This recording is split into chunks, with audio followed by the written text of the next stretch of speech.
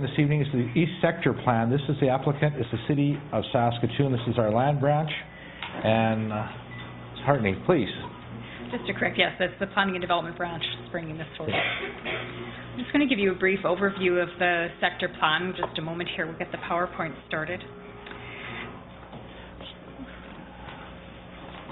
So are you going to be talking about how many people are going to be living out there and the need for another bridge on the north end, the commuter bridge? Well, I was just curious. I can speak to population. Certainly, are you going to leave the other part to transportation? I think perhaps my good colleagues in transportation might be able to comment on the bridge. Okay. The floor is yours. Thank you. So again, this is an overview of the East Sector Plan. You'll recall at your last meeting you approved the name Holmwood for this sector. For the purposes of tonight, we'll refer to it as the East Sector because that certainly describes its location. But after this, Holmwood is the name that we'll be using. And that was a name that appeared on maps of the area from a century ago. And so we felt it was an appropriate name to recommend, and we appreciate your approval of it. Sector plans lay out the major land uses in an area, and this includes neighbourhood boundaries or the boundaries of commercial and industrial areas. They also outline major infrastructure such as arterial roadways and interchanges and major water and sewer trunks. After they're adopted by City Council, they're then used in subsequent stages of the planning process. So, for example, they're used to guide concept plans that developers do for individual neighbourhoods. So they provide context for all of that. They typically provide for decades of urban growth. The East Sector Plan reflects our new integrated approach to growth that's been endorsed as part of your new strategic plan.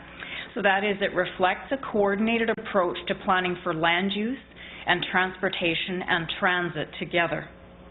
This sector plan also reflects input from key stakeholders, and that includes landowners, and input we received at 2 public open houses. So this is the land use map for the sector plan. It shows 6 to 9 future neighbourhoods. Those are shown in yellow. And the number is flexible. It depends in part on having an area with enough people in it to support 2 elementary schools. And so there's some flexibility depending on the population projections for these areas. We'll have a better sense of how many neighbourhoods as this area starts to build out. We've also planned for a suburban centre. This is shown in orange, and that's the core or the focal point of a sector. And so it has a mix of uses that includes higher density housing, institutional uses such as high schools and care facilities, as well as businesses. We've planned for an employment area or business park, and that's shown in pink. And that's to the north of the suburban centre and next to College Drive, so it has that visibility from Highway 5. This provides a place for people in the sector to work, and it helps to make the sector a complete community. Again, speaking to our strategic plan and our integrated approach to growth, we want communities that are complete, that try to meet all of the needs of the citizens of that area. This will then give residents an option to driving downtown or driving into the north end to work and help alleviate some of the downstream effects of traffic from this sector. We've planned for 2 regional retail sites that bookend the employment area, and those are shown in red adjacent to College Drive. We're also planning for another commercial area along the extension of 8th Street, and that's at the southern end of the suburban centre, and that's also shown in red. This is the walking, cycling, and transit plan for the East Sector, and again, it's another example of how we've taken an integrated approach to planning for all of these elements, and we've provided many options for moving around, again in line with our new strategic plan.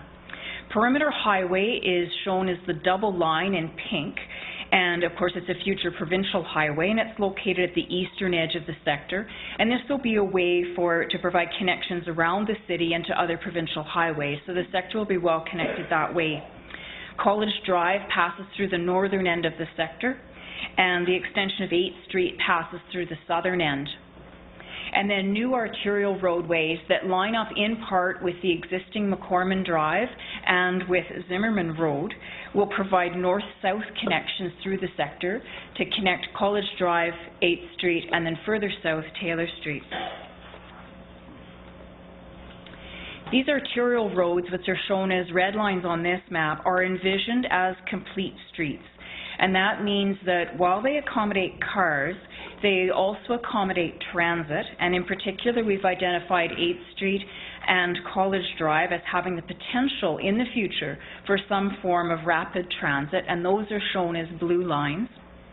Complete streets would also accommodate bike lanes.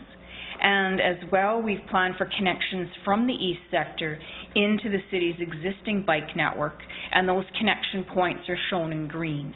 So we envision biking as another way to get around this sector and to connect into the rest of the city. Complete streets would of course also include sidewalks and paths for pedestrians. So these complete streets, arterial roads, would knit neighbourhoods together. They would knit neighbourhoods to the suburban centre. So rather than seeing neighbourhoods with their backs to each other, for example with berms that separate these areas, we would see development, a higher density development actually, that would be located along these corridors, and that helps to support transit. And these complete streets would in some cases have buildings that come up to the sidewalks. And the roadways themselves would be easy to cross, whether you're walking or wheeling or driving or taking transit. To make sure the sector is well connected to the rest of the city and traffic moves well, we'll also need a number of interchanges, and two of the key ones are shown in red on this map. One of them is located at College Drive and McCormick Drive, and a second one, which will come later in the build-out, is at College Drive and Zimmerman Road. We also need a flyover at 8th Street and the CP rail line, and that's shown in yellow on this map. Ideally, we'd construct the flyover in 2014 to serve development, and ideally we would construct the College and McCormick interchange in 2015. In the future, we'll also need interchanges to connect the roadways in this sector to Perimeter Highway, but we would see those as being done as part of Perimeter Highway construction. The sector would be developed in 5 phases, and that would proceed from west to east in basically a counterclockwise direction, and it would follow the way that the major water and sewer lines would be extended. As we're showing on this map, we're proposing to separate the phasing of the neighbourhoods from the phasing of the business park or employment area, and separate from the phasing of the suburban centre. So each of these can go on its own stream depending on the pace of development. Just to highlight the first phase, this is located at McCormick and College Drive, and that's the closest connecting point to our major services. The first neighbourhood in the sector is expected to begin development in 2014, and as I mentioned, we expect the entire sector will provide for many decades of growth, depending on the rate of growth that Saskatoon experiences. So that summarizes the overview of the East Sector Plan, and your administration is recommending that it be approved. Very good. I see no questions for you at this time.